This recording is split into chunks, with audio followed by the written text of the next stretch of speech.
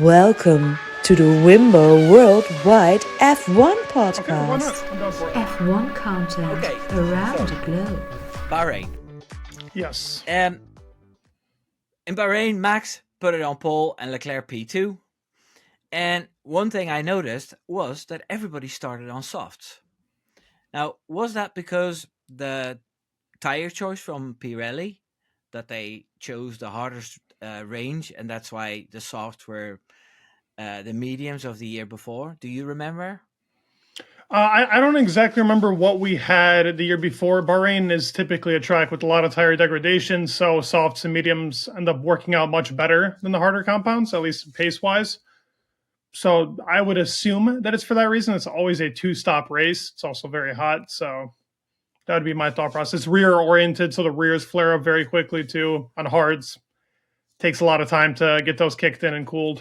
So it wasn't that odd then that everybody started on soft tires. No, yeah. I mean, every year it seems like Bahrain is that track that always has a softer compound. So I like that. I actually think that makes for a much more entertaining race because a two-stop is always better than one.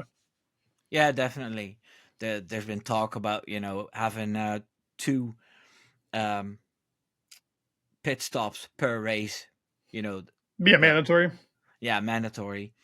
But yeah, I don't see that happening. Yeah, I don't think so either. It would kind of then.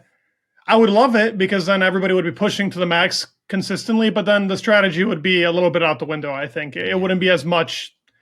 As much as I don't like tire saving, it's still a part of Formula One. So it adds strategy and it makes the cars different. Bringing an upgrade specifically just for the tires to be much better, that's important. So yeah. So now the start was great, and then Lance Stroll started the season like he pretty much was all season, the whole season. He started with a spin. Now this time it wasn't his fault. Do you remember what happened?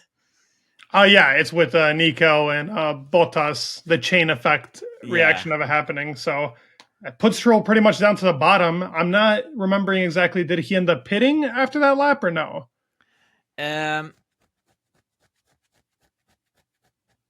I think he. I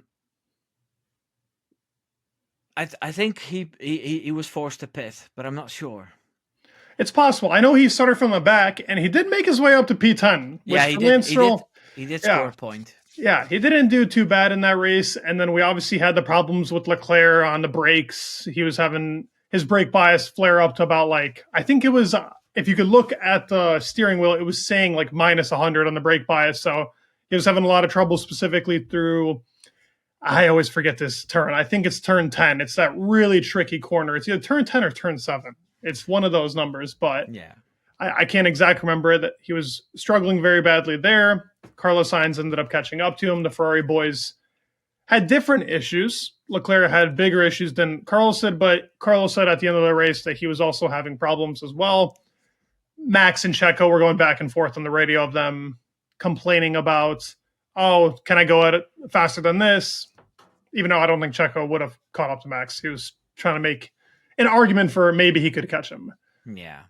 But they were going back and forth and so on. Yeah, well, I just mentioned Bottas here for a second. Mm-hmm. He went for a pit stop, and that pit stop took 55 seconds. Oh, yeah. Completely forgot about the wheel nuts, yeah. Because Stake F1 team had a massive problem with pit stops the first 5-6 races of the season. Yeah, it was supposedly for the wheel nuts being stripped too lightly, and anytime they would put the wheel gun on it, it would end up stripping the what's it called, the wheel nut itself, so they couldn't actually take it out. It would take a lot of other things to do it. Yeah, it happened about 3 or 4 times. After a while, they were happy to have an 8-second pit stop instead of half a minute. Yeah, 4 times the regular. Now, the pace of the different teams, Red Bull were the fastest, and then Ferrari were the second fastest. Do you think it's safe to say that the McLarens were the third fastest at that period, and Mercedes fourth fastest? Maybe Mercedes also had cooling problems from what I remember, so we didn't see the true pace. I remember in preseason testing between McLaren and Mercedes, it was very close. So was Bahrain as well. We didn't see the full maximum out of that Mercedes car. Ferrari was very good, very stable, much better than they previously had. So they were definitely the second best car, but Red Bull was ahead by a mile at that point. Yeah. Russell had problems with his car because he kept going off the track. For some reason, it just didn't want to steer in. Perez had a couple of really nice overtakes to get into P2. Oh, yeah. And Leclerc and Sainz, they were battling it out. Yeah. As they've been doing all season. Yep. Yeah. But always keeping it clean. Yeah, pretty clean. Yeah. And then something weird happened at the RB team where Tsunoda and Ricciardo had to swap places. And Yuki was not pleased. Yuki was very pissed. It was a very Yuki-like reaction. That was definitely the biggest talking point of that Bahrain Grand Prix because of Yuki's reaction after the race completely, pretty much trying to nosedive into Ricciardo. He just jumped in front of him. Yeah, he went for. Yeah, that was insane to see because we wouldn't have even caught it if it wasn't for the onboard cameras after the GP of them just going into the pit lane, which is just insane that's how mad he was. But understandably, to some degree, it's not like Ricciardo really had the pace to go for points. They were fighting for P13 position, if I remember correctly. So I get it. But it's not helping Yuki's case to go into the Red Bull team. Yeah, unfortunately. But the rest of the season says otherwise, though. Well, that's what I noticed because I just watched 12 highlight reels of the different races, the first 12. Mm-hmm. And Yuki is in them a lot with brilliant overtakes and feisty driving. So I was a little bit more impressed than I was before I saw all that. So yeah, Max beat Perez by 17 or 20 seconds at the end of the race, and Carlos Sainz was third. Mm-hmm. I think overall it was a pretty good start of the season. It wasn't bad. Yeah, it was definitely for people like you that love Max Verstappen. I think you were having a jolly good time over there watching. And of course, I love Max myself, but I wanted competitiveness. So it was definitely a bit daunting for everybody to look at the pace of the Red Bull. And maybe we were in for something similar like another 2023. Yeah. Yeah, that's what we were all afraid of, especially because in Saudi Arabia, race 2, Max got pole, Perez got P3. Mm-hmm. The Ferraris, they were close in pace. And the Mercs and McLarens were a little bit slower. Yep. And we didn't have Carlos Sainz. Yeah, Carlos Sainz with appendicitis going through the Alex Albon type problem that we had in 2023. But that happened in the middle of the weekend. I think Oliver Behrman, did he get FP3 or was it straight That's all he qualifying? Got. Yeah. It was FP3 in qualifying that he got. And Carlos showed up on the track. He walked onto the track. I don't know if it was Sunday or Saturday, but I remember him having that limp, and you could tell that he was definitely hurt by obviously the surgery that he went through. But it was bold. It shows off how motivated he was for the rest of the season because of what's happening at Ferrari. Yeah, and Ali impressed. You could tell that he was automatically throwing it in, touching the wall a couple of times. You could tell he's quick. Oh, definitely. I saw a video of the race today. Mm-hmm. Ranking all the drivers based on what car they had. So they tried to do a very fair assessment. But of all the new guys that jumped in, they ranked Oliver Behrman the highest. So, I would probably say out of the new guys that he had the most impressive. He only had 3 races, so it's hard to rank him against Liam and Cole Pinto. Did he not have 3 races in Haas and 1 in Ferrari? I thought he had 2 races in Haas, Baku and Brazil, and then he had 1 race with Ferrari in Saudi. Okay. Yeah, that's what I think. Because the one in Baku was because K-Mag got banned. And then the one in Brazil was because K-Mag was sick. Yeah. Yeah, and then Ferrari was because of Carlos Sainz. All right. So Now, Norris jumped the start a little bit in Saudi Arabia. Oh, yeah. George caught that right away. And George Russell snitched. Yeah, he's the new enemy now, you know? Seems like he's the Formula One enemy now. Yep, the villain. So I've made a bunch of videos about Norris, but, you know, Russell's my new target now. Until there's a new candidate. Right. No, but I try not to go too mean on them, you know. Mm-hmm. There's my cat. He doesn't like George Russell either, from the sound of it. No, she doesn't like snitches. So, but there was no penalty because apparently Norris didn't go over the line. Yeah, it's a very odd one. I mean, I think they know well, funny, Norris didn't get a penalty, but in 2023, Alonso got a penalty for lining up, and that destroyed my heart because he actually ended up taking P1 position in 2023. He also had a very good 2024 Saudi GP. Alonso, the Aston Martin car was actually decent at that time. Yeah, didn't he start all the way up front as well? Was that I think it was P4 or P5 that he started, and he pretty much retained that position throughout the whole race. I mean, it wasn't a very eventful race. There wasn't much happening, but it was still nice to see him higher up. There was one crash. Guess who crashed? Guan Yu Zhou, right? No, Stroll. Oh, yeah. It was a Stroll moment. I do remember him actually crashing into that high-speed corner. Do you remember the radio? Yeah, I do remember the radio. He was like... okay, listen. Yeah. You play the engineer, and I play Lance Stroll. Okay. How does he use that? Lance, are you okay? I'm in the wall. Can you keep going? No, can you bring it back? Can you bring it back? Yeah. And then he's like, "No, I'm in the fucking wall." it was a great radio. It was a great radio. Oh God! But you know, see with these 24 races, you forget stuff like that. Yeah, I know. And that's why it's so great that we're doing this podcast, because people might be looking this up. You know, absolutely after the podcast. Absolutely. Perez got a penalty for an unsafe release.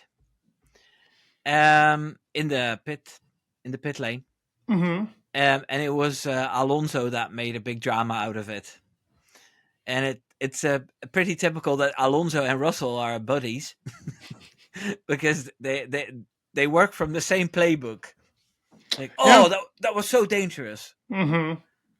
Yeah, Alonso definitely likes to hype up a moment or two. So does Russell. But I could argue that every driver in the moment, if you can catch the other driver out, they'll use it to their advantage. Yeah, I hear that more often.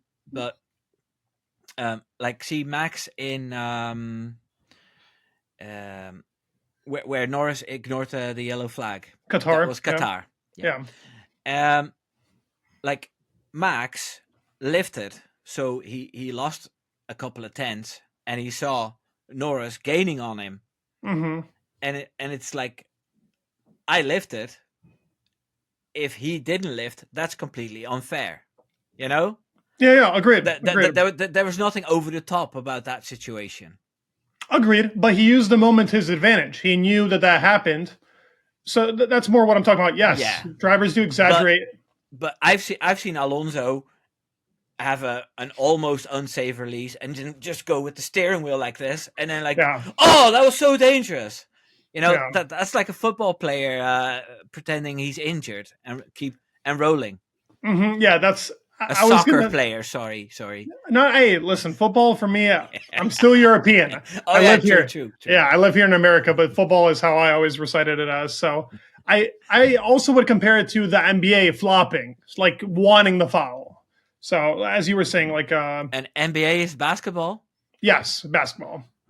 Yeah, in basketball, they will purposefully throw themselves backwards to act like it was a foul when in reality they weren't even touched. Yeah. But no, definitely. I can see that. I mean, I would still say that every driver is guilty of doing it sometimes. Is Alonso a little bit more over-exaggerated? As somebody that likes Alonso, even I can say that. Yeah. I can say that he'll definitely push those limits. I do feel like he is penalized unfairly a lot, though. So, yeah. Like the next race, if we're going to go into the next race, Australia, this was a very controversial one and a very different pace to what we had in Bahrain and Jeddah. I've got a couple of more points for Jeddah? Saudi Arabia. Okay. K-Mac was holding up a group, so Hulk could pit and finish P10. Mm-hmm. And that screwed Yuki over. And then Ricciardo had a spin. Oh, yeah. This was the race that we were realizing that Ricciardo was still having issues with that Racing Bulls now car. Yeah. And Max had 9 wins in a row. Perez finished P2 and Leclerc P3. So that was the end of the Saudi Arabia Grand Prix. But you were already talking about Australia. Mm-hmm. Max started that race on pole, Sainz P2. The McLarens were closer than the first 2 races. Yes, and they Perez started dropping off a little bit. He started P6. Mm-hmm. And then, for some reason, Max couldn't stay ahead of Sainz. Mm-hmm. And his car started smoking. And then there was a big puff of smoke when he tried to get into the pit. And, he DNF'd. Did they ever explain what it was? It was the brake duct, from what I remember. I think the brake duct But itself. was it installed incorrectly, or did something fly in it? Or I think it was loose from qualifying, because I think Max was saying something about hearing something on the car even before in the preparation lap. And then I think as the race started, that part just ended up being a little bit more loose. Probably ended up getting caught somewhere where it didn't need to be caught, in the wheel, and ruined his race from then on. He was not able, from what I remember, he was saying that he could not feel much of the rear. The rear was being very weird in comparison to usual. Yeah, so we didn't worry about it too much then because they were so dominant. But right, that was a big haul of points that he lost. It was, yeah. It was a shock to see him out of a race. I can't remember the last time Max had a technical DNF. Was it literally Australia 2022? Yeah, it was 43 races without a DNF. Yeah, he was killing it. And he Australia was an attempt to go for another 10 in a row. Mm-hmm. So, and then another very rare DNF happened. Do you know? Lewis, right? Yeah, Lewis Hamilton DNF'd. Yeah, like Mercedes cars never DNF with engine problems, or it's true. But this year's been different. This year's been different when it comes to that Mercedes car. Very unreliable. Not for McLarens. True. They've had a much better car.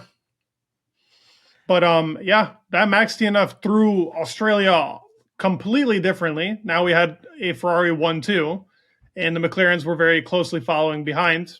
Oscar Piastri, I'm pretty sure, was running in P3 for a good amount of that race as well, and it was his home race, so obviously a lot of big expectations up there. Yeah, but there were team orders, though. Yes, there were. Between the McLarens. Yeah. I don't, it didn't specify what exactly happened. Do you remember what happened? Oscar kept going off, and he was slower. Yeah. Yeah, Lando was definitely quicker in the race. He's been quicker pretty much, let's say, 20 out of 24 races. Norris was quicker. I think the same. But a lot of people argue the point that they're pretty close in pace. I think Oscar is extremely talented and extremely good, but he's still missing those few tenths, and that's due to experience. He's only in the sport for 2 years, so he'll be quick. He'll be up there with Lando, if not even quicker, in the next couple of years. Yeah, it definitely needs to show this coming season in 2025. This is an important season for him. I agree. He's out of the rookie phase, out of the the after rookie phase. So now he needs to become an experienced driver. Then if I see how cool he is in certain situations, then I think he'll be all right. But completely agree. If he has enough class to beat Norris, that's something he still needs to prove. Agreed. And that's a tough task. I mean, we can bat on Lando all we want, but he's a quick driver. He's quick. He is good. Yeah. I mean, Max himself gives him massive props. So he doesn't give that to just everybody. No, that's true. Like Max is always honest, and if you ask him if Stroll or you know one of the other drivers, like I've heard him be negative about Bottas. Like I remember one season, Max got the overtake of the year, and he said, and somebody asked him, "Do you like that prize?" And he goes, "No, it wasn't the overtake of the year because it was on Bottas." Yeah, he's not a very defensive driver. In the Mercedes, that's very true. Yeah, that guy in the Mercedes was as passive as it gets. Yeah, but anyway, I'm going off the script here. It happens. That Williams was very poor. Stake was still nowhere.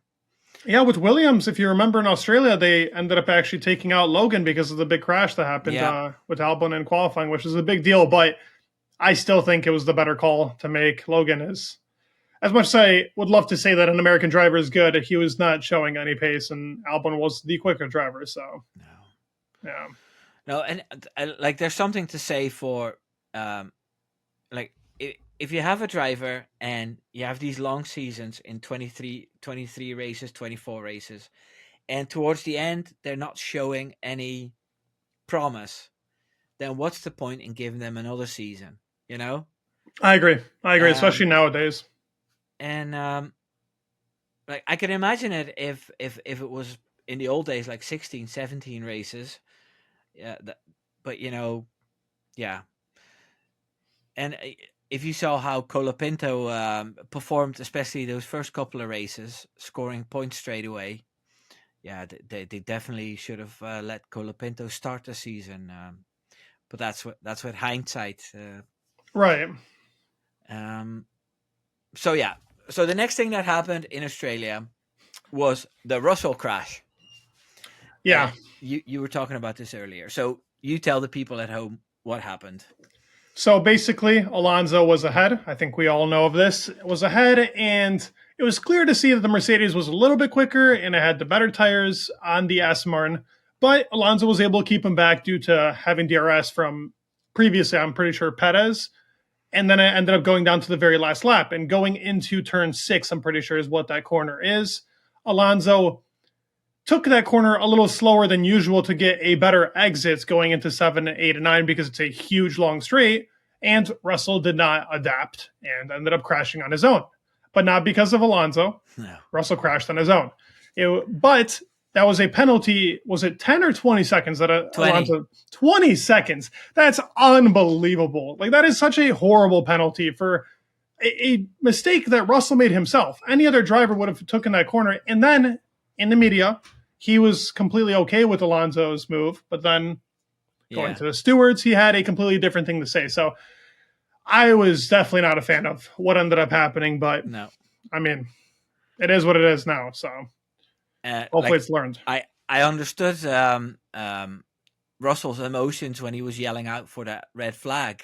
Yes, because he was on his side and he was afraid that he was going to get hit by incoming traffic. But and it was Stroll, so yeah, you got to be careful there.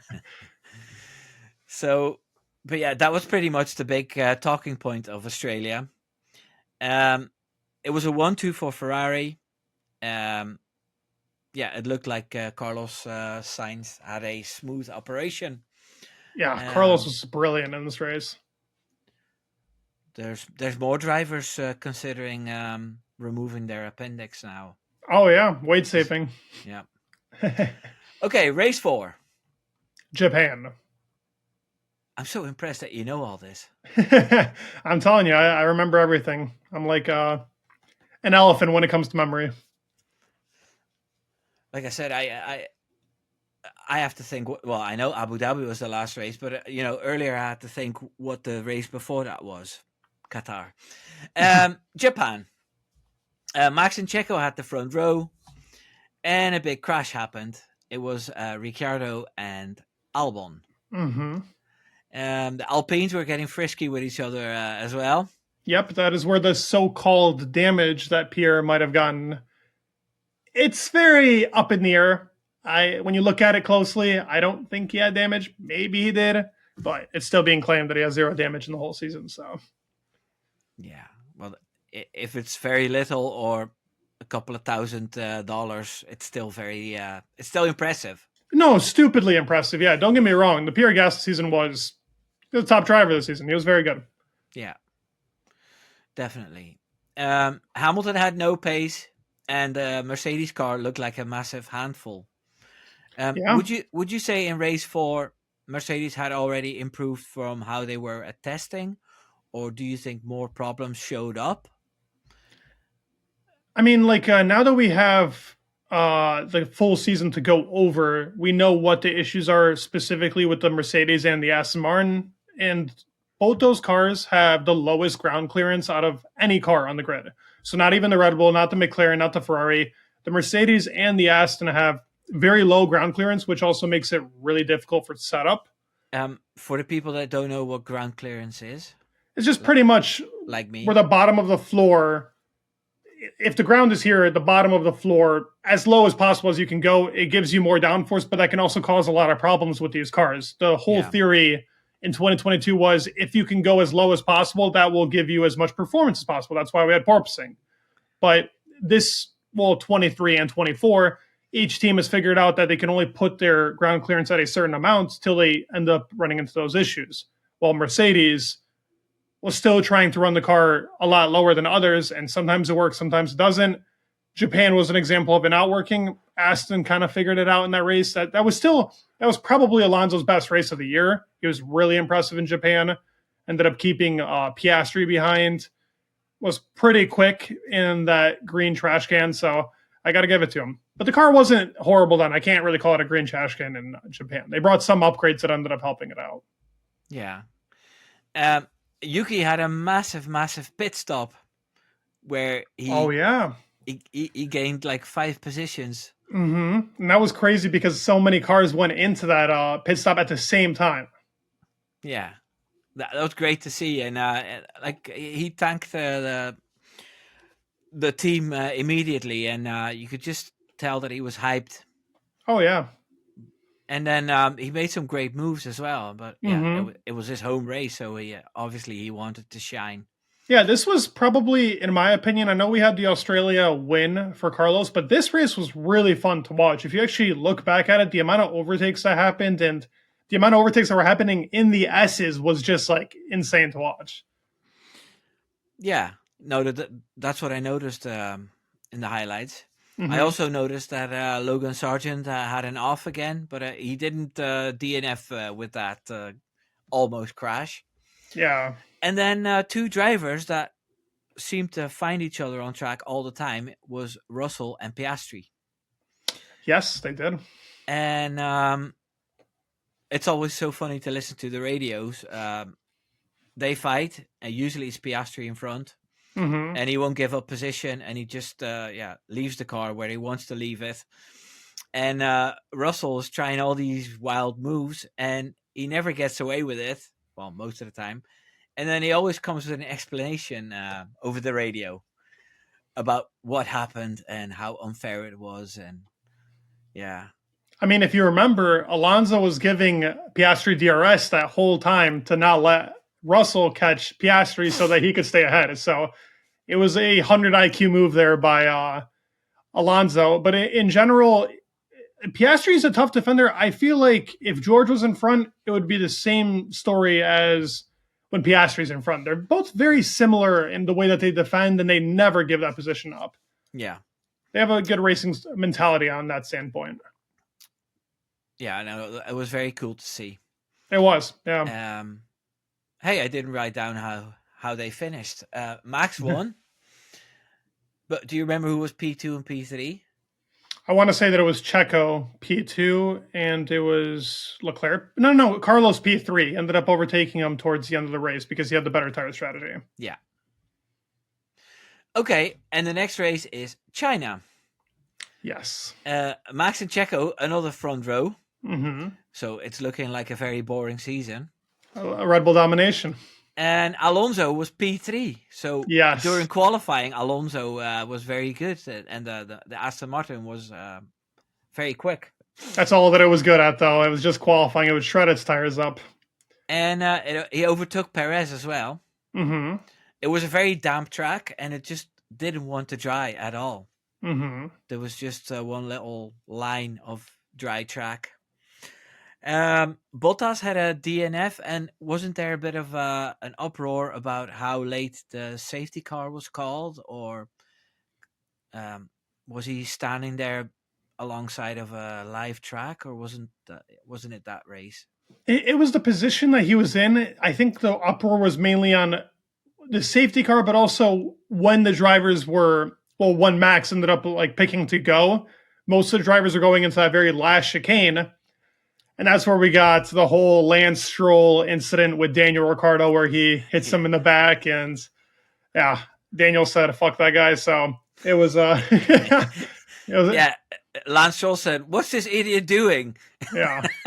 Yeah, it was. Now, listen, I want to give some slack to Lance. It's more so his reaction after the race that is getting a lot of stick from people. A lot of people made mistakes. He was the one that ended up running into Ricardo. So, of course, we're all going to go in on Lance, But he should have admitted to making a mistake. He said that it was, it's because everybody started braking. Well, yeah, but you're the only one that crashed, man. So, you got to admit fault. The funniest thing was that it's concertina effect. Yes. Yeah? But he called it the Constantino effect. Yeah, I do remember him saying it, yeah. That made me look even more stupid. Lance tends to do that to himself very often nowadays. Oh, God. But that race in general did show us that the McLaren was quick, because Lando was fast. Lando was very fast in that race, on the same strategy as Max, from what I remember. And we could tell that car was getting there with no upgrades. But the next track had a big, big upgrade. Yeah, well, Norris finished P2.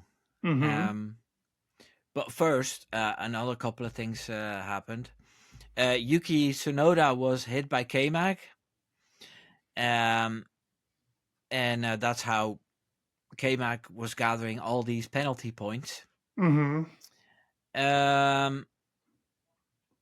Stroll and K-Mag had a massive fight. I was just about to bring that up. Yeah, that crazy overtaking, like throughout the whole lap, they're going back and forth. Yeah, and I love the old switcheroo, and I think they must have done that 3 times on each other, and that was great racing with these big boats of cars they have now. Imagine like in 2026 when the cars are a bit smaller and a bit lighter, that could only improve. Oh yeah, and plus, I actually think that was probably the best battle of the year. Just like how they were going, it was one lap of, and people are going to forget because I think it was for P17 or P16, something stupid like that. But like, it was super clean. They were awesome overtakes. Both were enjoying themselves. That was awesome. That's very forgettable, but very awesome. No, well, it's good that the TV direction picked that up as well. Yeah, they did. That they didn't just focus on the top 3. Alonso, your favorite driver, there's something happened not long before the end of that race. Honestly, I'm forgetting. I know that he pitted on softs, and that was really weird. It happened on the curb.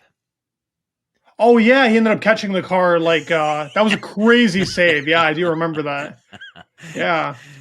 Big cloud of dust. I mean, every track should have gravel. Agreed. Because just for the special effects, like if they tip a tire in it, then you see the dust flying over. Like, oh, something happened. It's much better than we need to look at the slow motion to see if they were on the track for 1 millimeter. Right. Yeah, definitely. So that was a crazy save by Alonso, and he took a restart, I think, or something on softs, but then was forced to do another stop, but still managed to get into P7. Yeah, they had the car was actually fast, but it just shred through its tires so quickly. It had the same SF23 problem that Ferrari of last year. That's pretty much what this Aston Martin car was this year. Yeah. For the beginning. So the end result was P1 for Max, P2 for Norris, and P3 for Perez. Which And was then nice. Yeah, it was a difference. Miami. Now, Yes. tell me, you as a technical YouTuber, what was significant on the technical side of the Miami Grand Prix? I mean, if you look, they completely changed the car. This was what McLaren wanted from the start, and they had that same. They were talking the same way in 23 when they were starting in P10 in the constructors, and then ended up making their way up all the way up until the second fastest car by the end of the year. It was the same issue. They didn't do too much work over the winter, so they needed to wait up until the sixth GP of the year. Brought a very significant upgrade, changed the side pods, changed the floor, changed the rear wing. Pretty much anything on the car that could be changed slightly was changed. And that was what they needed for them to be arguably the fastest car of the year from Miami onwards. Yeah. What about the other teams? Like, was Red Bull getting into a territory where the car became unstable? Did that happen in Miami? It did slightly, yeah, because they brought an upgrade in Japan, I want to say, as well as with Aston Martin. They were good in China still, but you could see that the McLaren was catching slowly, and those problems were starting to rise that, sure, you can give some of the recognition to Checo for catching those in 23, but Max was saying it as well. Max was just super good, so they were not really looking into those problems. But Miami comes along, you can tell that Max was having to work that car a lot more, understeer, oversteer in certain positions, and he ends up hitting the what is it called, the boulevard the bollard. Yeah, he hits the bollard and gives him some slight floor damage from what I remember, and that was the missing pace that he needed to possibly catch Lando. That car was really fast in Miami, and one of the only teams that I've seen, they bolt on an upgrade and it's quick already. Yeah. The one team that didn't go quick was Alpine. It's race 6, and they still hadn't scored any points. Oh man, yeah, they were slow. I remember Ocon possibly got a point at the end of Miami, right? Am I wrong? Yeah, I've only got the top 3 written down. Let me check real fast. Just want to see something, because I remember this was one of the races that, yeah, Ocon finished P10. I don't know how I remember that, but this was the first race they scored a point. Ocon was pretty impressive here.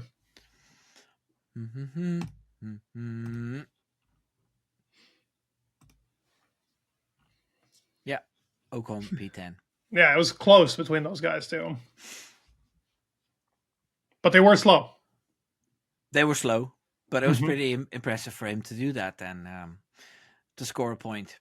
Oh, yeah. Then there was another crash of the 2 most crash-happy people on the grid, which was K-Mag and Sarah Logan Sargent. K-Mag got a couple of penalty points for that. Unfairly, but yeah. And then the safety car picks up the wrong driver. Oh, yeah. I forgot about that. And that gave Lando Norris like 30 seconds to get new tires and still be in the lead. But as Max said, you know, if right, if my mom had balls, she'd be my dad. Classic Max line right there. So yeah, there's no point moaning about that. But it was pretty lucky, you know. There was no skill involved in that. It was luck for sure. Yeah, it definitely was luck. If it didn't end up going that way, Lando had to have made a lot of overtakes. He wouldn't have definitely won that race because it wasn't for certain that car was much quicker than the Red Bull at that point. Yeah, no, they were pretty even. Yep. What else have I got written down? Piastri and Sainz were fighting hard. Yep. And it cost Piastri because he needed a new wing. Yeah, with Carlos Sainz, there's always a little bit more chance of contact than with certain other drivers. Would you agree? Maybe. I like his aggressive style of defending. I guess you could throw it up there. I think it was a racing incident. I don't think that one or the other was more at fault. Maybe it's 60-40 that Oscar was a little bit at fault there by the way that he defended. I don't know. It's the exact example of a racing incident. You can't really blame one or the other, but No. those two definitely tangle a lot in the season. Yeah. That's probably why Piastri is so exciting. He fights with Russell. He fights with Carlos Sainz. He beats his teammate every once in a while. Piastri's cool. I like him. Yeah, I like him too. The Australian's very quick. He's very fast. So Norris won the race. Max was P2 and Leclerc was P3.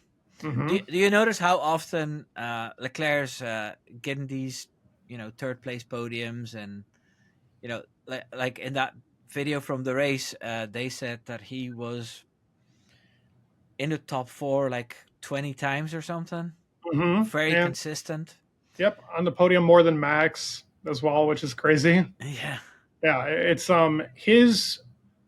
super underrated how consistent he's gotten, because that used to be his biggest problem. His consistency used to be his Achilles heel. We haven't seen any of the I am stupid crashes of him this season. Very true, and good point.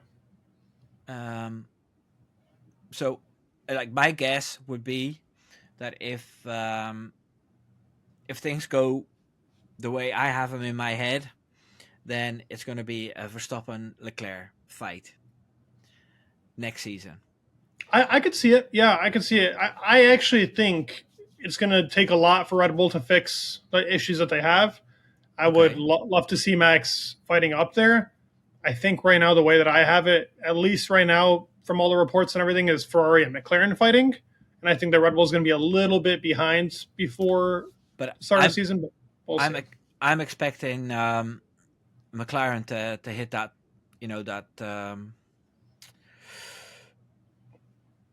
what do you call it? Like the ceiling of what these cars, yeah. And I'm reading reports already.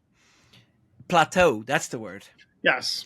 I'm also reading reports that McLaren wants to screw on a lot more for next season.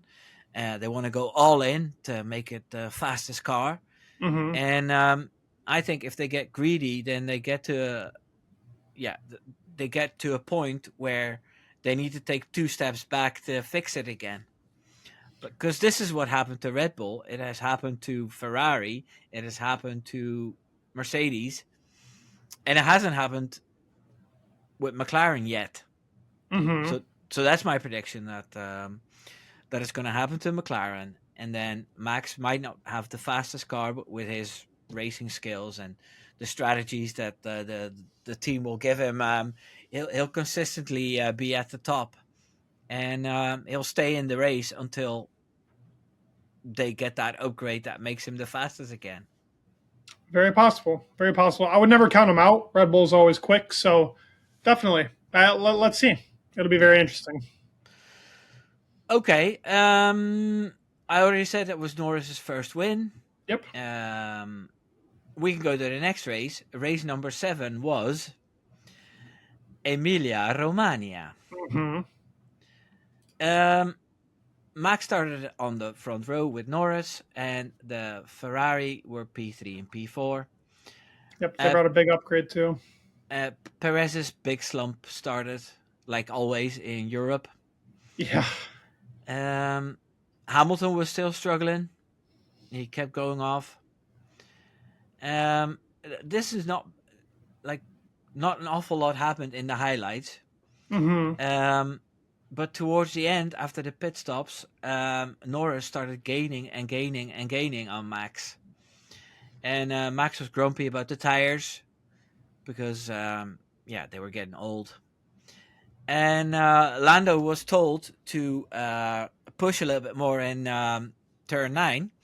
And he said, don't worry, I'm pushing. his radios were a little bit grumpy as well. Mm-hmm.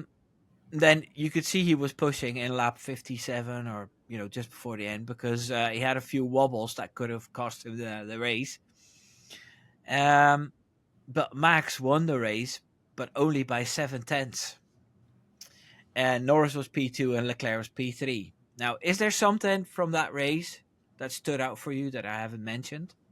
I mean, you pretty much like hit everything nail on the coffin. But what stood out to me was that Lando was very hungry for the victory, and I liked seeing that he was really pushing that car to the limit because Imola, as much as I love the track, is a very difficult track to overtake on.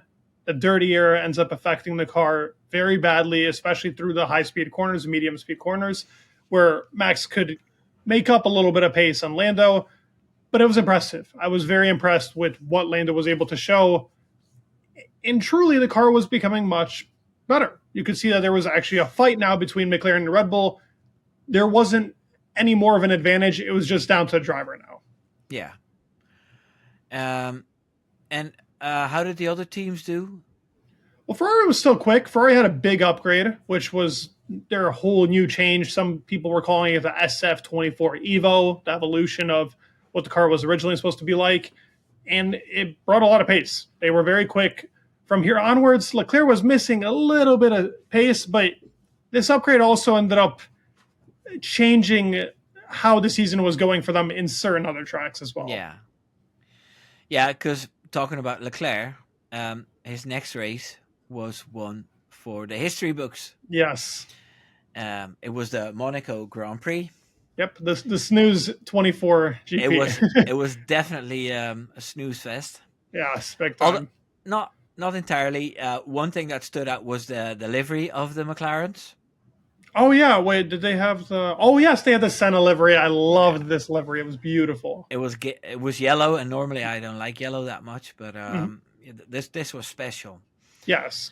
Leclerc put it on pole. Piastri was P2, which was quite surprising. Mm-hmm. And Carlos Sainz was P3. They started, and then Sainz had contact with someone and had a puncture. So he crashed a little bit. Mm-hmm. And then there was a huge crash with Perez thanks to K-Mag. Oh, yeah. That was massive. Did you see those photographers jumping back and getting hit by all kinds of debris? Oh, yeah. Now, K-Mag had 10 penalty points already, and he didn't receive anything for this crash. Yeah. Which was weird because on a street track which was so narrow at that space, why would you chuck your nose in towards a driver that can't see you properly? There was no way of passing him there. Possibly. It was a weird move from K-Mag. It was definitely ambitious for sure, but it's your only opportunity. So they deemed it a racing incident. I'm more of a fan of them deeming it that than giving anybody the blame. I'll be honest with you. I think, yes, K-Mag probably was the reason for the whole crash, but I'm not, out of all the decisions the FIA has made, this one doesn't hurt me as much. No, it's probably, like, I would make a really bad steward because I'm an emotional person. And if I see all that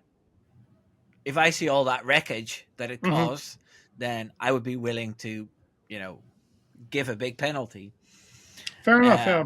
And then, for an incident where there's barely any contact, I would not give a penalty. But I would make a terrible steward. Like Max Verstappen would never get a penalty again. I mean, fair enough. And I mean, you got to be very unbiased for the stewarding. But with Monaco, that was it. That was what happened. And then we ended up. But the big thing was that lap one never finished. So Carlos was then put back and reinstated into that position. Yeah, that was a big thing. That was lucky. Yes, it was. And another big thing that YouTubers loved was Ocon versus Gasly. Yes. Yeah. I know a lot of YouTubers, and one of my YouTube friends, the Grid Gab. Mm-hmm. He made a couple of videos about Ocon, and I think they nearly went 100K. Yeah, they did. Uh, They did do 100K. Actually, 200K. I was just looking at his channel the other day. There okay, you go. so yeah, that's what we want, you know. Of course. But anyway, Ocon and Gasly, they were warned not to fight, and then Ocon was pushing anyway, and he flew over Gasly's wheel and went flying. The restart happened. Sainz was back in P3. Yep. And then Alonso was doing his thing again. Pretty much the same thing as K-Mag was doing by Yep. slowing everybody down. So his teammate could pit. Oh my God, yeah. And Stroll pitted. And guess what he did? He did a stroll. He hit the wall. He hit the wall and got a puncture. Oh, yeah. Very dumb incident. But I mean, that corner is so difficult to judge, but it's unfortunate that, of course, he does that. And then 8 years in F1. Yeah. It's tough to defend him every time. That's definitely a undefendable incident. Yeah, Leclerc wins the snooze fest, but it was awesome. It was awesome that he won. It was wholesome. That's what I wrote Yes. down. Yeah, it was very nice to see him win. And Piastri was P2, and Carlos Sainz was P3. Yep. Now the next race is a banger, and it wasn't too far away from where you live. Yes, the very rainy Canada. Because I never asked you, but you said you were from the East Coast. Yes. But like, what city are you close to? This is the closest city. I'm closest to this GP.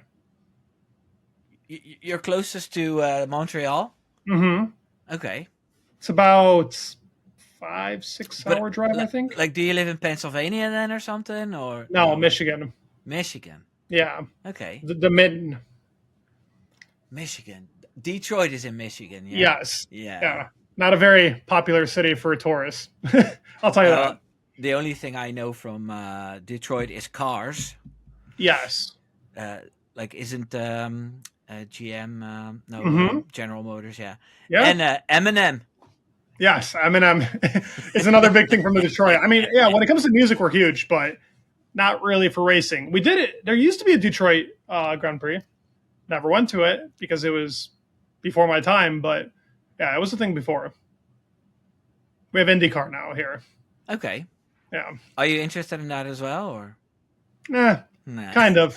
Yeah, it's not the same to me as Formula One. I like the whole aspect of the cars not being the same. If the cars are the same, then it's, I don't know. I'm not too.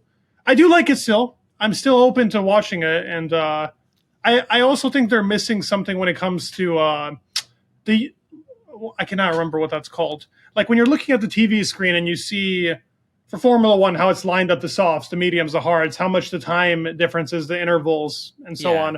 The IndyCars is really old fashioned. I use Multiviewer for F1 for that, and there's so much extra information you can put on your screen. And I saw a short reel once of a person trying to explain IndyCar, how two drivers from the same team don't have the same color of car, and like who's the blue guys, which blue guy, and that I don't think I'd be able to follow it. I completely agree. That's another thing that throws me off. It's the same with Formula 2. It's crazy when you see. Now I get it. It's sponsorships. They need that. And sometimes there are specific sponsorships towards drivers. So I understand, but it throws off my vibe completely when I'm watching it. Yeah. That's a good point. I didn't even think about the color. Okay. We're getting distracted here. The banger we were talking about is Canada. Yes. Montreal. It was a wet race. Mm-hmm. Russell had pole, Max had P2, and the McLaren P3 and P4. The first thing that we noticed, everybody got away fine, was that K-Mag was passing everybody on extreme wet tires. Yes, that was an awesome part of the GP, especially for me, a K-Mag fan. And obviously he was hoping for a bit of carnage by the time it got a little bit drier, but it didn't happen. Mm-hmm. So he had to take a normal pit stop. And guess what happened? Slow pit stop. It took 8.6 seconds. Yep. So unfortunate. Oh, God. Well, he had fun. Yeah, both him and Nico had fun, but yeah, they were praying for more rain. They were praying for it, but it wasn't coming. So what I remember from that race was how the momentum fluctuated between Red Bull or Max, Mercedes, and McLaren. Mm-hmm. Because it started really wet, and Max was good in that. And then as soon as the dry line started appearing, then McLaren started overtaking everybody again. And then when it started raining a little bit more, the game shifted again. Is that how you remember it, or? Yeah, I remember George was doing very well when it was colder and it was a bit more wet. But as soon as that dry line was opening up, and really in general, when it was who could find the most pace with there still being a bit of water, that's when Max was making the most out of it. But his tires got destroyed because the Red Bull wasn't as good as the McLaren. The McLaren still had a lot of tires, and they threw this race win away. This should have been a McLaren win when that safety car ended up coming around for them to pit. Yeah. But Max and George made the right decision. Now, George, he kind of threw his race away himself. This was one of those bad performances that I would say by George in the season. Yeah, I'll talk about it later on, but he did a lot of slipping and sliding and going off track, because at one point he was leading the race, got passed by Norris, and then by the time Verstappen started, Russell went off track defending against Norris, and that's how Max passed him as well. Yes. So he went from P1 to P3. Mm-hmm. Let me see what happened here. Yeah, Sargent crashed. Typical. And it was a safety car, and then Max was in the lead. Yep. Then there was, for me, the overtake of the year by Alex Albon. I think so too, man. You're right. You're completely right. Like that overtake, I watched it back today again. It's a beaut. It's a beaut. Yeah, because he passed an RB car and a Alpine by staying on the dry line and just maneuvering between them and keeping his foot on the gas. And yeah, it was far better than two drivers fighting and Perez just driving past them. But yeah. Yes, I mean Pettis is okay. We got to give him a little bit of credit for that overtake. It wasn't bad, but this one, he inched up as much as he could and keeping it, as you said, on that dry line, but also doing what he did there was very impressive. Yeah, it was very impressive. By far, to me, the most crazy. I think it was a bit of a gift from F1 to Perez. Like, okay, you had a bad season. We'll probably not see you back again. So here's the overtake of the year award. I think we'll see him back, but you're right, though. There's too much that we'll talk about that some other time. Agreed. Let me see where we were. A new round of pit stops to go on slicks. And McLaren and Norris decide to go, well, 1 or 2 laps later than Max did. And Norris came out, and he was in front a little bit, but his tires were cold. So, he had a lot of wheel spin, and Max just passed him and never gave up the position again. Yep, that's where Max was fastest. And Russell and Norris, they were fighting hard, and they kept swapping positions. I think it was Russell was ahead at some point again, and then he went off track again, so Norris could take him again. Yeah, he almost crashed in the same spot that he crashed in 2023. So when Russell says, "I'm the guy that's going to take it to Max next season," do you think he's that guy? I do think he's that guy. I'll be honest with you. I actually think that, like, his heart is in it, but does he have the skill? I think so, my friend. I mean, if we look at it throughout a whole season, he's quick. He's very quick. Yeah. He's never had truly the fastest car. Let's look at Vegas. Let's look at Spa. Yes, I know he got DNF there, but he's quick. He's quick. We got to give him credit where it's due. You can, whether you like him or not, he's a quick driver. Yeah. I mean, he's making but good work out. But to become a world champion, you need to be more than quick. You need to be consistent, and Yes. you need to be pretty much faultless, and even more so when you're trying to beat Max. Yeah, I mean, let's see him in a fast enough car with Max, same pace. I'm not even talking about one car is better than the other. I'm talking about truly if they're both in the same car. I still think Max comes out on top. Don't get me wrong, but I think it would be very close. And the argument is definitely made there for George to be that contender. I think Leclerc is probably the best guy to go at it with Max right now. Let's see if there's any revitalization for Lewis. Let's see if Lonzo ever has a fast car again. Those guys, sure, they can probably do it, but we got to see it with the fast car. George to me was the most impressive, or George and Leclerc are the most impressive to me. Lando has a lot to prove for this next season. Yeah. Yeah, let's leave it at that. Yeah. Canada in general, though, showed off that all of them can fight, though. That's what was fun about it. Ferrari was also super bad. Except Perez, because he put it in the wall. Yeah. Yes. And he was driving around with a broken rear wing. And then Carlos Sainz, he crashed and took Albon with him. Which was very unfortunate. Yes. And then, Max won his 60th race. And, in beautiful fashion. Beautiful Max fashion. And it was very calm by Max, though. Got to say that for typically a race that it would require a lot of overtakes, he kept it clean, and that's why he won. Yeah. Very, very calculated race by him. Yeah, I think that's a skill he's, definitely improved on in this season. Absolutely. He could have gone crazy in Las Vegas as well. You know, I was just going to bring up Vegas as a perfect example of him being calm and winning. Because he didn't win. He just accepted that he was going to finish P5 or P6 or whatever. It didn't matter as long as he was in front of Lando. Yep. And I think old Max would have wanted to get a podium, and then anything could have happened. Right. But anyway, we're getting ahead of ourselves. Because Las Vegas is part 2 of this podcast. Right. Spain. Pain. Barcelona. Yes. Now, Norris put it on pole. Max was P2.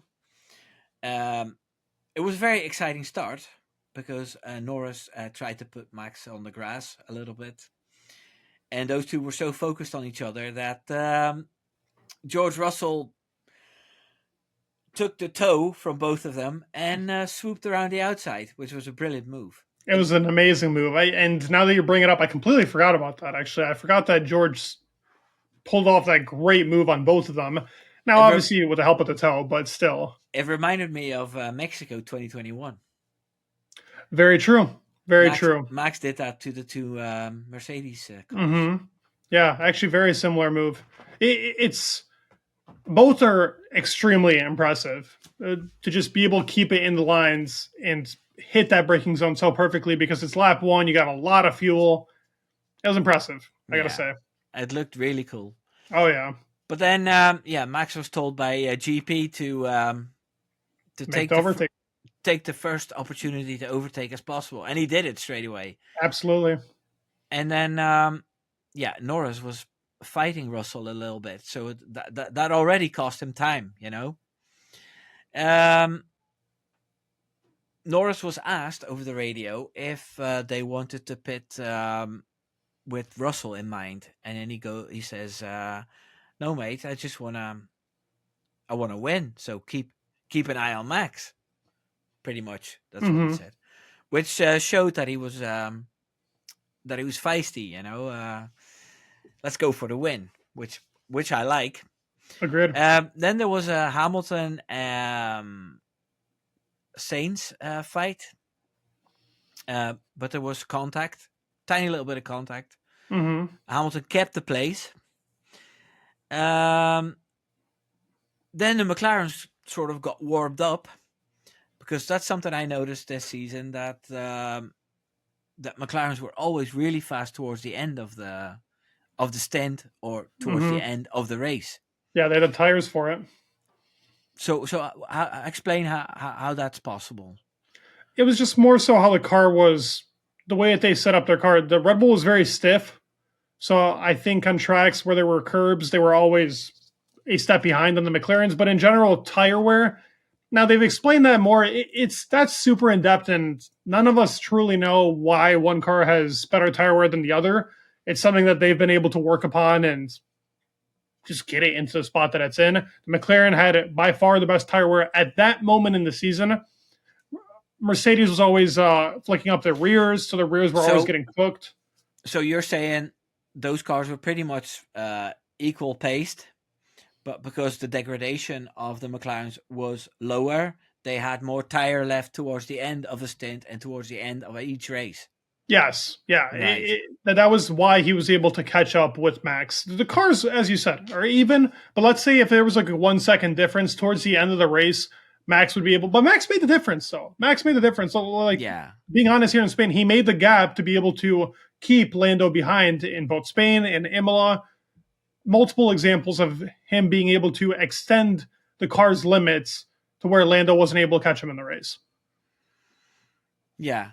So next thing Norris needed to do was overtake Russell. Mm-hmm. That cost him a lot of time, and then Russell had probably destroyed his tires because he got overtaken by Hamilton as well. Yeah. And then the Ferraris swapped position.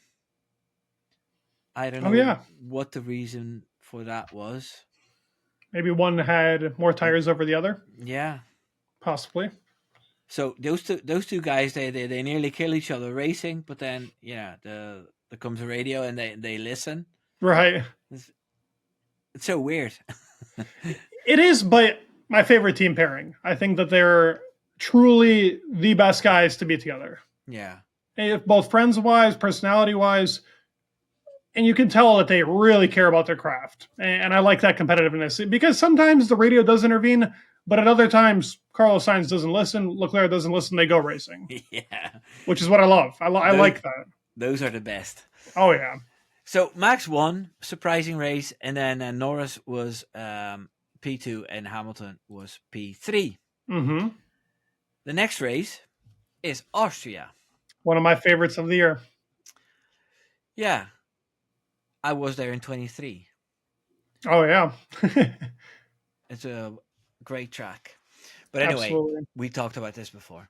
Mm-hmm. Max had the pole position. Norris was P2 and Russell had P3. Now, for a long time, Max Verstappen had no problem at all. Unlucky Leclerc, something happened and he needed a new wing. Yeah, it was a collision on turn 1. Yeah. And Hamilton and Russell, they always seem to be on the same part of the track. Mm-hmm. And sometimes, they start with 10 positions difference. And they still finish P5, P6. They still end up fighting each other for some reason. Mm-hmm. So this is pretty much what happened in Austria too. The Alpines were at it again. Nothing too significant, but yeah, I could understand why one of them had to go. And then there was a rare mistake from your best driver. Yeah, that mistake going into Guan Yu Zhou was definitely stabbed to the heart watching him go into that turn, and he went straight into him. But he knew he made a mistake right there too. But he got hit with a 10-second penalty straight away. Yeah, crazy. They were giving penalties out like crazy to Alonso whenever he'd go into somebody. Now, this penalty is deserved, but that's a 10-second, but then they give him 20 seconds in Australia. Crazy. Yeah. Okay, so the race got turned on its head with Max having a slow pit stop. Yep. One tire didn't come off, and then when it came on, they needed to wait until Norris was passed. So that cost a lot of time. Mm-hmm. And then Max was a little bit too hasty. One of the rare mistakes he made that season, because he had a massive lockup outside of the pit straight. Then Norris took about 4 attempts to overtake Verstappen in turn 4. And each time Max was just shifting a bit to the left to take the turn to the right. Mm-hmm. And one time Norris overshot, and one time he pushed him off the track, and one time something else happened, and then the fourth time Max drifted a little bit towards the outside, and they touched, and they both had a puncture. And Norris was speeding to the pits a bit too quickly, so he destroyed his car. Mm-hmm. And Max took it a little bit slower, or maybe it was a different type of puncture. I don't know, but he was able to finish the race in P5 or P6. So he actually gained points on Norris. And There. Lando, yeah. There was a lot of talk about Max's driving style after Mm-hmm. that race.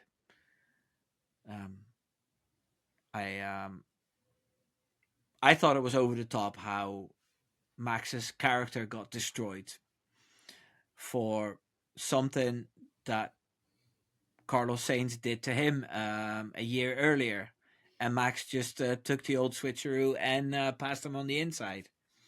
I've seen footage of Lewis Hamilton and Vettel battling that corner, pushing each other off track, Mm-hmm. But when Max does it, it's all of a sudden it's the biggest crime of the Formula One world. Yeah, it's just typical British media going to one driver. I do feel like it was a very 50-50. I loved the racing. I thought Lando's attempts to go for the overtakes, they were proper. Sure, he pushed him off track a couple times. Sometimes he was in the wrong there. But I thought Max would have done probably the same in his Yeah, position. It was good racing. And at the end, unfortunately, they touched. And that's just what ended up resulting was the two punctures. It, it was made a bigger deal than it needed to be. Lando's going to be pissed, obviously, in his situation. Max wasn't really that mad. I mean, why would you be? You're leading the championship. It doesn't really hurt you as much. And it's a good thing. I think it's a good thing to see Lando be that motivated. They made up after that very quickly, after which I thought would be the case. It's racing. You'll get heated. It happens. It's in the moment. I think it was made a bigger deal than it needed to be. Yeah, because it served the purpose to Right. make Max the villain, to put pressure on the FIA, to put pressure on the Red Bull team, to put pressure on the McLaren team to favor Norris more in strategy and stuff, because they want a different winner, and preferably an English winner. Yeah, obviously that media, I think like most fans though probably don't care whether it's Max winning or Lando or not, but definitely the British media want to try and make an agenda as much as possible. Yeah. So anyway, the next thing that happened was Toto Wolff coming over the radio to George Russell. Yeah, I forgot about this. He goes, "George, you can win this." And then George said, "Shut up, let me fucking drive." Yeah, talk to him in the middle of a corner. That was actually very funny. He was telling him that because Piastri was catching quick. Yeah. Yeah, that was a big part of it, from what I remember. But he won. Russell was P1, Piastri was P2, and Carlos Sainz was P3. And then we go to the last race of this podcast, which was Hungary. Yes, very controversial, very drama. Yeah. McLaren qualified P1. I don't know how I've written this down. McLaren P1. I think they were 1 and 2, right? Yeah. That's what it says. Here, Wimbo, we skipped Silverstone.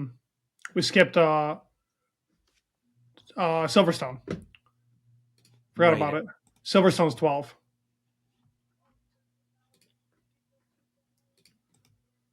I completely forgot about it too. I know why you skipped Silverstone. You didn't want to have Lewis up there as the winner. But I don't know how that happened. Stupid. Do you remember a lot of the British GP? No. It was very rainy. It started off with I can't remember in qualifying. I think it was George and Lewis up there in qualifying because of the rain. very on and off race. Towards the end of it, Max ended up getting very close to winning.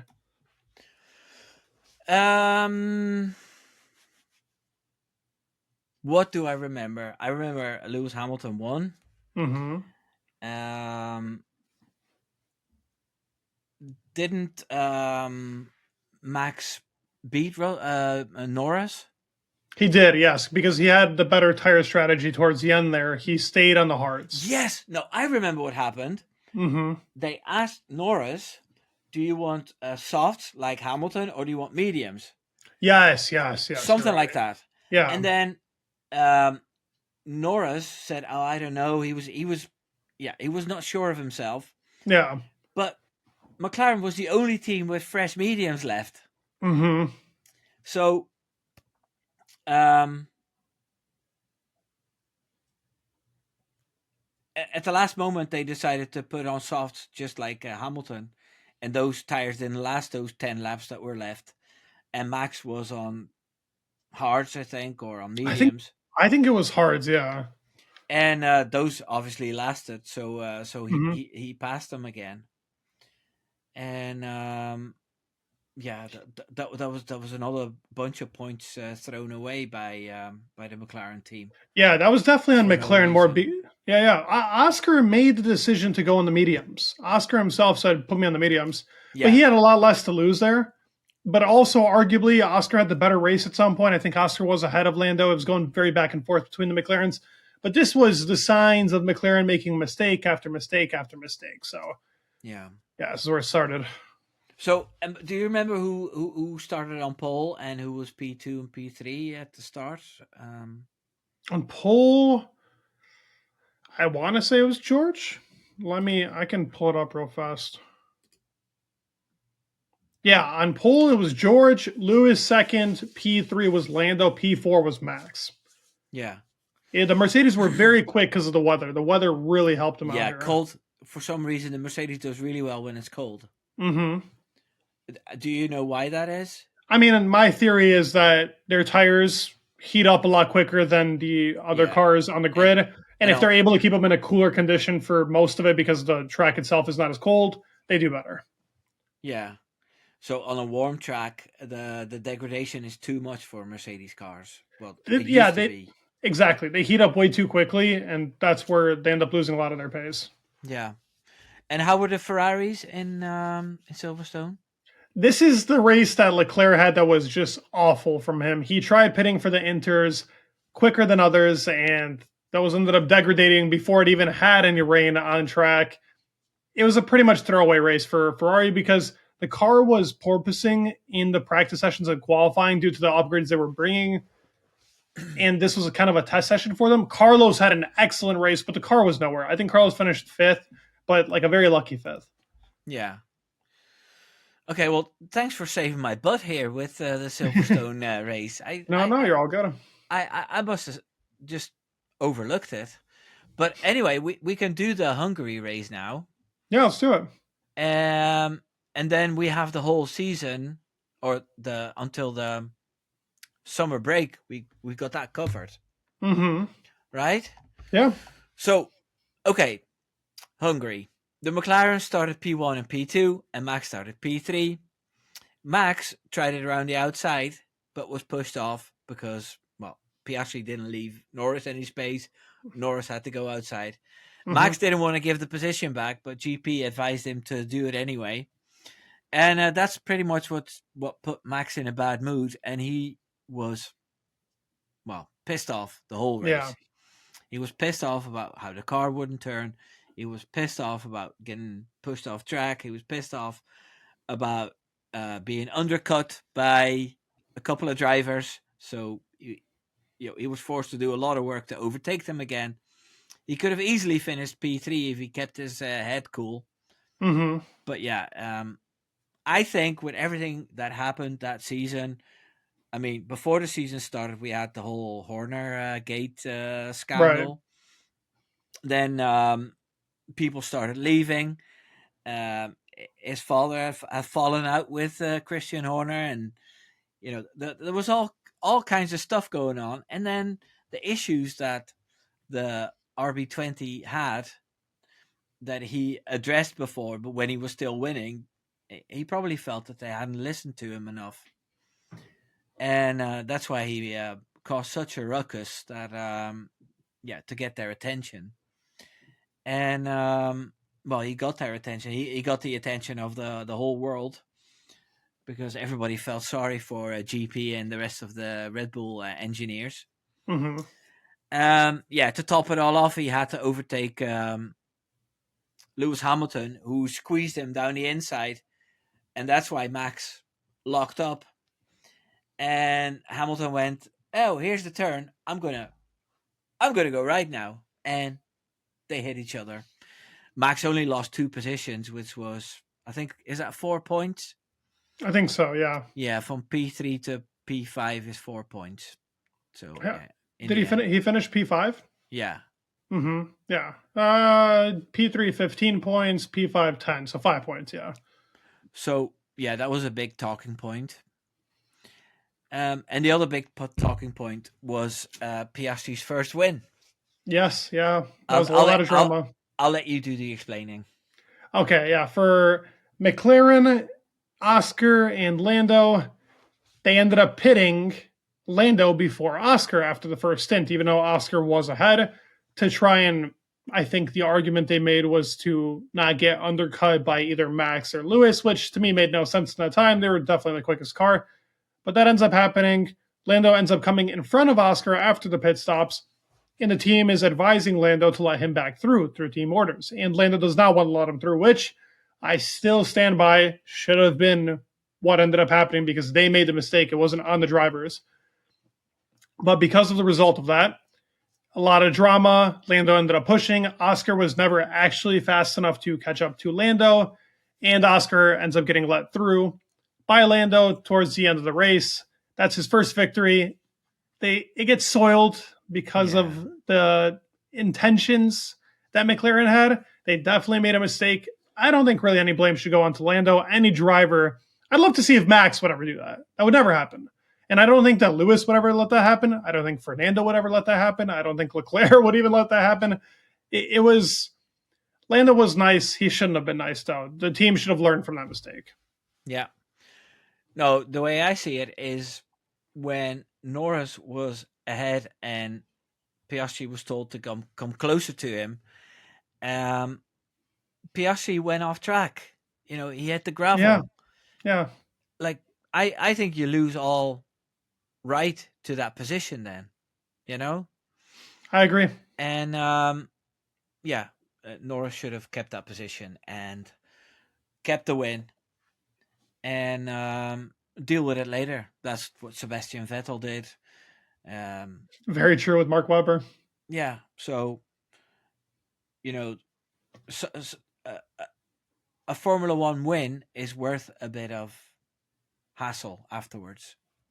Agreed. And plus, this was the time that there was arguments being made that he could possibly catch Max. So give up those points in a race that I would say was Max's worst race of the year, at least with how he was driving. And it just got to his head, which is not typical of Max. But this one, instead of using that rage to drive better, he drove worse. Regardless, this should have been the time that McLaren should have capitalized with Lando. And if they already made the mistake of pitting Lando first, that's not on Lando to fix. No. And it's also on Oscar to try and catch him. If you would have made an argument to be a second or two behind him, sure, make the switch. Because at that point... You know, for me, there's also a thing to say about how your first opponent is your teammate. Mm-hmm. And as harsh as it may seem, you don't want to make your teammate better. Agreed. And Oscar Piastri has 2 wins now.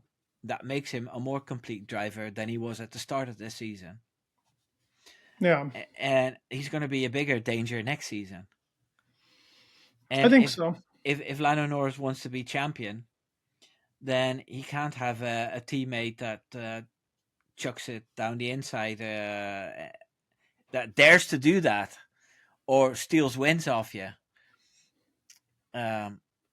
You know, you need to keep your teammate a little bit down. Agreed, because Oscar would do it to him if he could. That is the difference. And that's what I like about Oscar. He's got that mentality. Yeah. Because you saw what he did in Italy. That overtake that he made in Italy was insane. So he's got it in him. He's got it in him. He's got to find that race pace. But as soon as he finds it, that guy can be a winner. That guy can be a champion. And Lando needs to learn off of that, which I think he's learning. It seemed like it towards the end of the season.